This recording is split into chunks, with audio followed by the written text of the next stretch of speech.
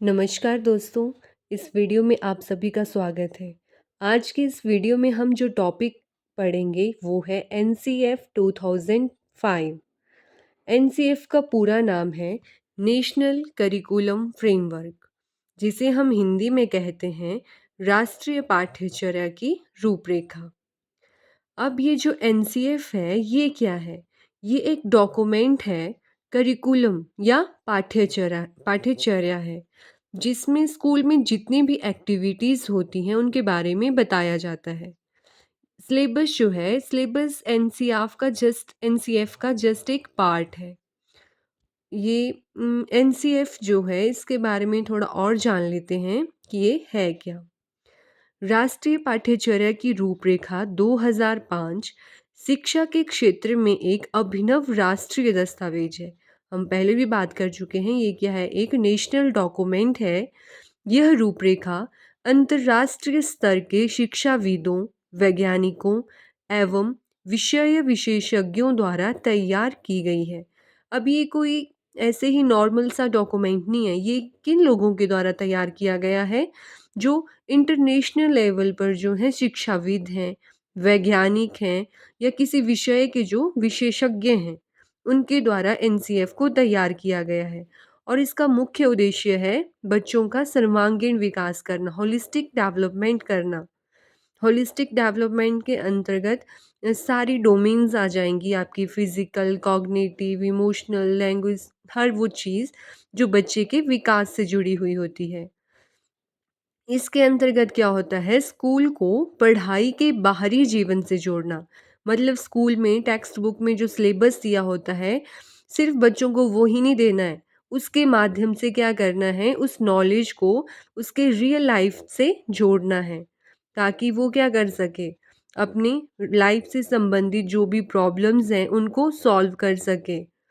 मतलब इसके द्वारा बच्चों को जो है एक व्यापक स्तर पर नॉलेज देना है, ऐसा नॉलेज जो उसकी रियल लाइफ से जुड़ा हुआ हो। इसमें सीसीई की बात भी कही गई है। एनसीएफ 2005 बालकों के मूल्यांकन के लिए, इवैल्यूएशन के लिए सतत एवं व्यापक मूल्यांकन पर बल देती है। कंटिन्यूस कंटिन्यूस एवं एंड कॉम्प्रिहेंसिव इवैल्यूएशन की बात की है इसमें। इसके अंतर्गत कहा गया है कि जो टीचर है वो स्टूडेंट्स में क्या करना है? नई सोच, रीजनिंग एबिलिटी उनकी, क्रिएटिविटी, क्रिटिकल थिंकिंग और उनका साइंटिफिक जो एटीट्यूड है, ऐसे गुणों को विकसित करे। कौन? टीचर। और बच्चों की अभिव्यक्ति में जो है मातृभाषा महत्वपूर्ण स्थान रखती है। बच्चों को रोकना नहीं है मातृभाषा का यूज़ करने से, बल्कि उन्हें बढ़ावा देना है, क्योंकि मातृभाषा एक ऐसी भाषा है जिसके माध्यम से बच्चे क्या करते हैं? खुद को ज़्यादा एक्सप्लोर कर पाते हैं। मतलब अभिव्यक्ति जो है वो अच्छे से कर पाते हैं अपनी मदर टंग में। अब बात करते हैं कि एनसीएफ का नाम एनसीएफ 2005 क्यों पड़ा। अब एनसीएफ 2005 का मतलब है कि इससे पहले और एनसीएफ भी आए होंगे और ये एनसीएफ 2005 में आया होगा। तो जान लेते हैं पहले कौन कौन से एनसीएफ आ चुके हैं।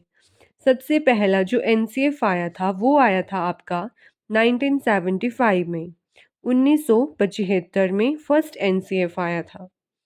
उसके बाद 1988 में सेकंड एनसीएफ आया, 2000 में थर्ड और 2005 में जो एनसीएफ आया, जिसे हम एनसीएफ 2005 कहते हैं, वो है हमारा फोर्थ एनसीएफ। इसमें जो है इसको 22 लैंग्वेज में ट्रांसलेट किया गया है।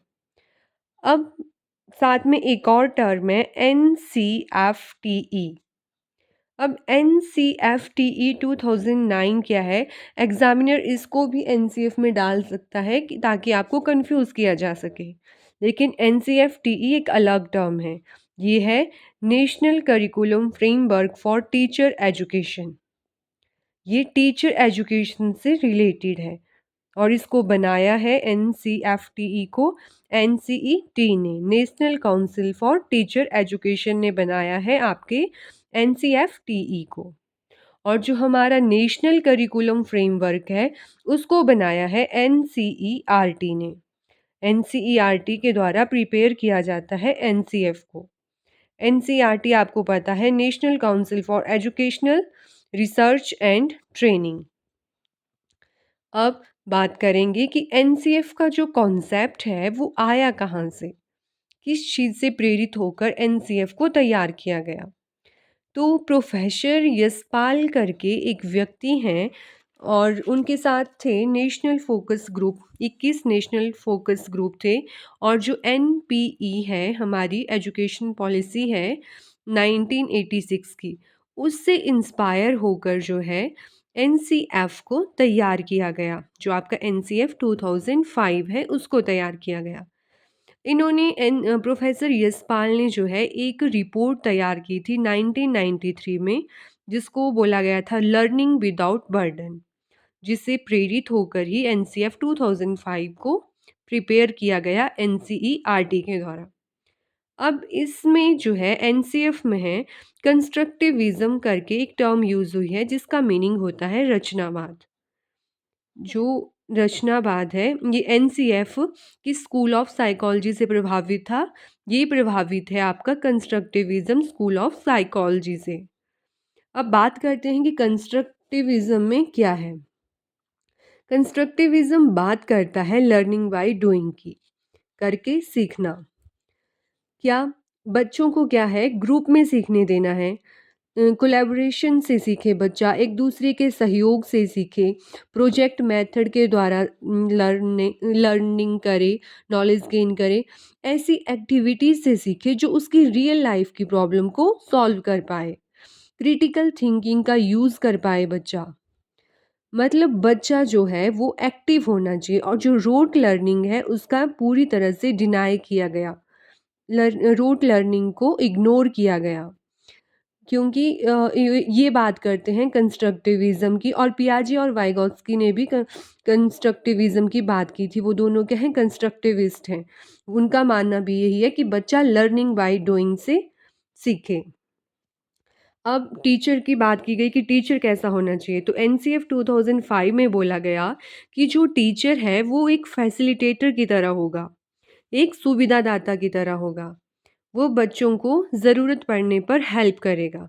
ऐसा नहीं है कि जो टीचर है वो खुद ही सब कुछ बच्चों को पढ़ाएगा, मतलब वो नॉलेज देता जाएगा और बच्चे पढ़ते जाएंगे, नहीं।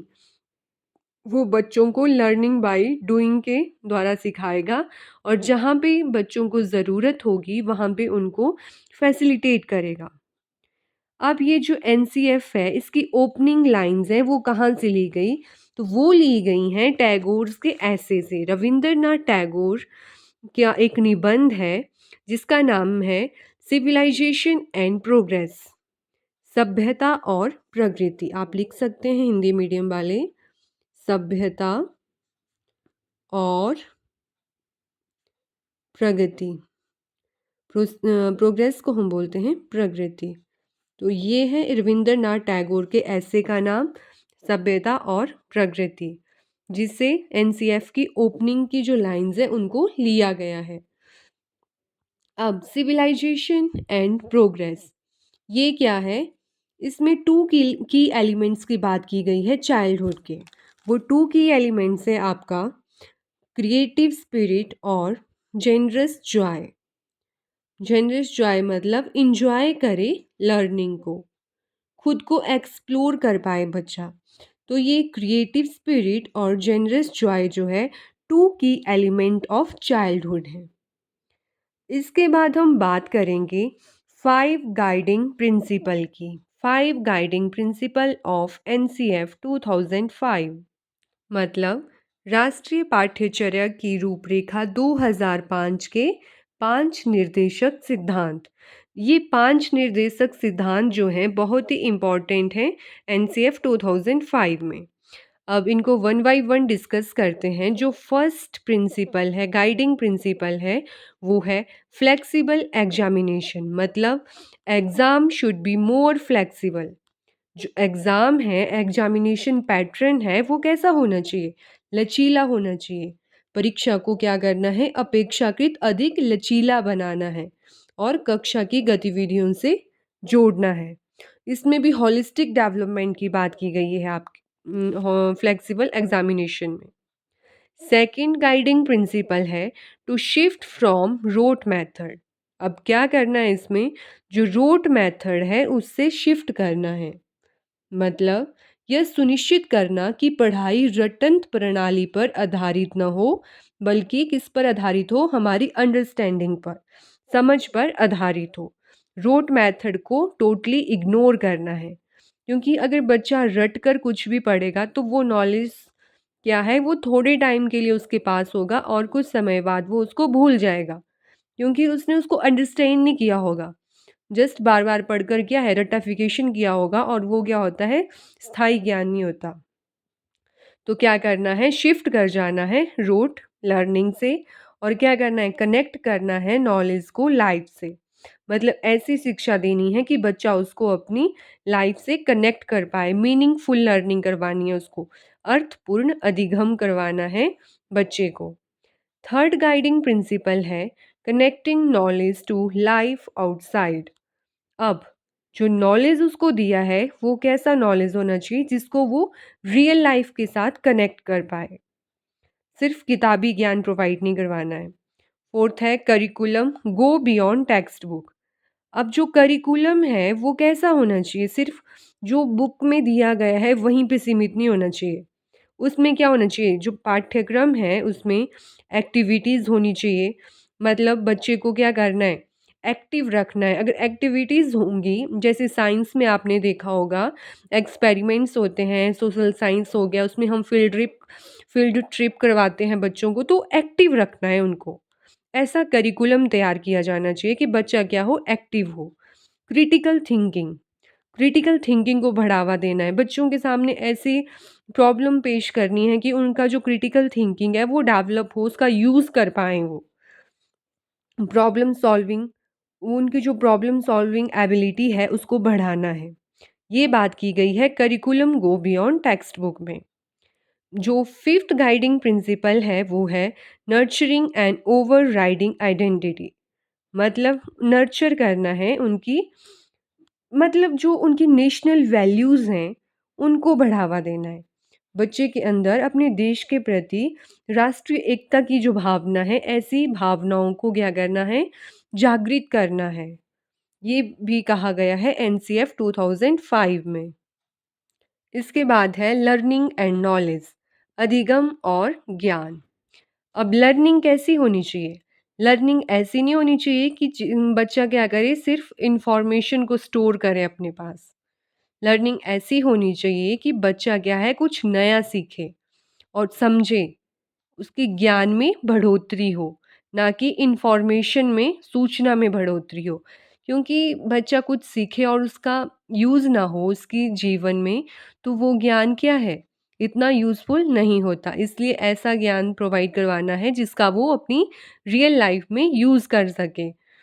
और हॉलिस्टिक अप्रोच की बात कही गई है, सर्वांगीण उपागम। मतलब किताब को लाइफ से, जो किताब में चीज़ें दी गई होती हैं उनको लाइफ से जोड़कर पढ़ाना है। जैसे क्लासरूम में अगर टीचर कोई टॉपिक पढ़ा रहा है तो क्या, जैसे प्लस माइनस ही करवा रहा है, तो अगर हम डायरेक्ट बच्चे को बोलेंगे कि 2+2 4 होता है, तो क्या है, बच्चा इतना ईज़िली नहीं समझेगा। आप उसको मिठाई या खिलौने से जोड़ कर देखिए, बच्चा क्या करेगा, जल्दी समझेगा।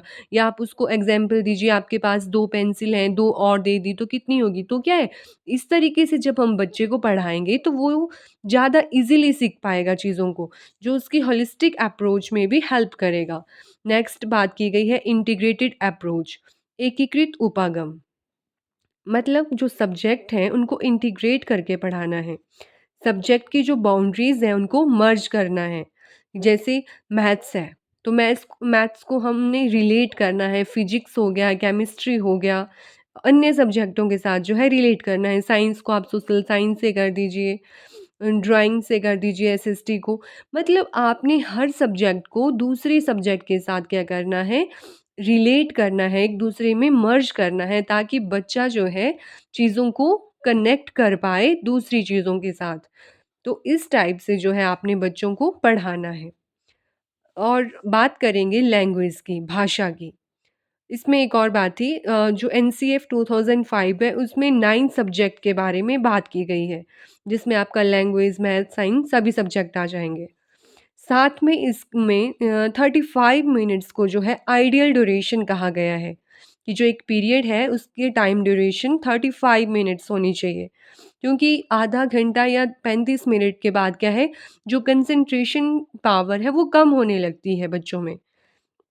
तो इसीलिए 35 मिनट को आइडियल ड्यूरेशन कहा गया है। आपने देखा होगा स्कूल में कितने मिनट्स के पीरियड होते हैं, 30 से 35 पीरियड के मिनट के पीरियड होते हैं। इसलिए इसको आइडियल ड्यूरेशन कहा गया है। अब बात कर लेते हैं भाषा की। तो शिक्षा जो है मदर टंग में देनी है प्राइमरी लेवल पर। प्राथमिक स्तर पर बच्चों को क्या करना है, उनकी मदर टंग, मातृभाषा में शिक्षा देनी है। और थ्री लैंग मत मातृभाषा, जैसे कोई बच्चा है उसकी मदर टंग है मान लो हिंदी, तो उसको क्या है, हिंदी बोलने से रोकना नहीं है कि हाँ तुम इंग्लिश में ही बात करो, नहीं। अगर बच्चा अपनी मदर टंग का यूज़ कर रहा है तो उसको करने देना है, उसको एज़ अ टूल यूज़ करना है स्कूल में। Three language formula. अब थ्री लैंग्वेज फार्मूला को भी अच्छे से इम्प्लीमेंट करने की बात की गई है एनसीएफ में। थ्री लैंग्वेज फार्मूला दिया था आपके कोठारी कमीशन में, जो 1996 से 1968 के बीच में आया था। अब इसको अप्लाई करने की बात की गई है। थ्री लैंग्वेज फार्मूला मतलब त्रिभाषा सूत्र। अब बात की गई है कि प्राथमिक स्तर पर जो है 3 भाषा सूत्र या त्रिभाषा सूत्र का आपने यूज़ करना है। अब जैसे मैंने कहा कि किसी की मदर लंग कोई भी लैंग्वेज हो सकती है, तो उसको जो दूसरी लैंग्वेज पढ़ानी है वो हिंदी पढ़ानी है। अगर उनकी मदर टंग ही हिंदी है तो सेकंड लैंग्वेज आपने इंग्लिश पढ़ानी है, और थर्ड कोई भी लैंग्वेज आप पढ़ा सकते हैं, जैसे संस्कृत हो गई। तो इस तरह से क्या है, आपको त्रिभाषा सूत्र का यूज़ करना है। लेकिन जो मदर टंग है उसको इग्नोर नहीं करना है। आगे है मल्टीलिंगुअलिज़्म, जिसको हम बोलते हैं बहुभाषिता। अब एक क्लासरूम है, उसमें क्या है, डिफरेंट डिफरेंट बैकग्राउंड से बच्चे आते हैं, और हर बच्चे की मदर टंग जो है वेरी करती है। कुछ न, अगर पूरी तरह से मदर टंग वेरी ना करे तो उसमें जो वर्ड्स हैं वो वेरी कर जाते हैं। तो ऐसी स्थिति में अध्यापक को क्या करना है? बच्चों को उनकी मदर टंग बोलने से रोकना नहीं है, क्योंकि भारत जो है एक विविधता वाला देश है और यहाँ पर अलग-अलग भाषाएँ बोली जाती हैं। तो उस कंडीशन में टीचर को चाहिए कि वो किसी भी बच्चे को रोके ना उनकी मदर टंग बोलने से, बल्कि उनकी जो मदर टंग है उसको टूल की तरह यूज़ करके बच्चों को नॉलेज प्रोवाइड करवाए। क्योंकि टीचर मदर टंग में नॉलेज प्रोवाइड करवाएगा तो बच्चे ईज़िली गेन कर पाएँगे उस चीज़ को। तो इसीलिए कहा गया है कि जो मदर टंग है उसको इग्नोर नहीं करना है, और प्रमोट करना है मल्टीपल लैंग्वेज को, और लैंग्वेज यूज़ करनी है एज अ टूल। अब एनसीएफ में जो कुछ प्रॉब्लम्स थी उनको दूर करने के लिए जो है एनसीएफ 2005 बनाया गया था। जो प्रॉब्लम्स हैं उनको ख़त्म करने की बात की गई है इसमें। प्रॉब्लम्स कैसी, जैसे पनिशमेंट। पहले क्या होता था, बच्चों की स्कूल में पिटाई होती थी, बच्चों को कुछ टीचर क्या करते थे, बड़ी बुरी तरह से पिटाई करते थे। तो अब उस चीज़ को क्या है, रोका गया है। अगर कोई टीचर बच्चों को मारता है तो उसे पनिश किया जाता है। दूसरा है डिस्कम्फ़र्ट। अब बच्चे क्या है, डिस्कम्फ़र्ट में बैठे हुए होते हैं। सेपरेट टॉयलेट फॉर गर्ल्स, ये भी एक बहुत बड़ी प्रॉब्लम होती है स्कूल में। हालाँकि अब ऐसा नहीं है। मैक्सिमम हर स्कूल में सेपरेट टॉयलेट्स होते हैं गर्ल्स और बॉयज़ के लिए। लेकिन पहले क्या होता था, एक ही टॉयलेट होता था जहाँ पे गर्ल्स भी जाती थी और बॉयज़ भी जाते थे। तो ये जो था एक बहुत बड़ा रीज़न था जिसकी वजह से गर्ल्स को एजुकेशन से थोड़ा दूर रखते थे कुछ पेरेंट्स। इस प्रॉब्लम को भी ख़त्म किया गया एनसीएफ 2005 में। अगला है करिकुलम एंड टेक्स्ट बुक। अब करिकुलम और टेक्स्ट बुक को भी चेंज किया गया। उन रोट लर्निंग को, पहले क्या होते थे, करिकुलम इस तरह का होता था कि वो रोट लर्निंग को प्रमोट करता था। लेकिन अब क्या किया गया, जो टेक्स्ट बुक हैं उनमें चेंजिंग की गई। ईज़ी लैंग्वेज का यूज़ किया गया, डायग्राम्स का यूज़ किया गया, क्योंकि डायग्राम से क्या होता है, बच्चे जो हैं कलरफुल डायग्राम और मीनिंगफुल मीनिंगफुल डायग्राम का होना बहुत ज़रूरी है। कलरफुल और मीनिंगफुल डायग्राम जो हैं बच्चों को अट्रैक्ट करते हैं अपनी तरफ। जब कंटेंट को डायग्राम के थ्रू समझाया जाता है तो बच्चे इजीली उस चीज़ को कैच कर लेते हैं। तो करिकुलम और टेक्स्ट बुक में भी चेंज करने की बात की गई हमारे एनसीएफ 2005 में। तो ये कुछ चीज़ें थी जो हमने एनसीएफ 2005 के बारे में पढ़ी। ये 4th एनसीएफ है, जो हमारा एनसीएफ 2005 है और ये इंस्पायर हुआ था, आप ऐसा कह सकते हैं, प्रोफ़ेसर यशपाल के लर्निंग विदाउट बर्डन करके जो एक रिपोर्ट थी उससे। और इसकी जो ओपनिंग लाइन्स हैं वो ली गई हैं टैगोर्स सिविलाइजेशन एंड प्रोग्रेस नामक एक निबंध था उससे। और इसमें मेन है 5 गाइडिंग प्रिंसिपल, 5 निर्देशक सिद्धांत जिनको हमने डिस्कस किया। उसके बाद हमने बात की लैंग्वेज की, प्रॉब्लम्स की। तो आई होप आपको ये टॉपिक समझ आ गया होगा। देखिए ये एग्ज़ाम के पॉइंट ऑफ व्यू से इम्पॉर्टेंट है, आप इसको अच्छे से कीजिएगा।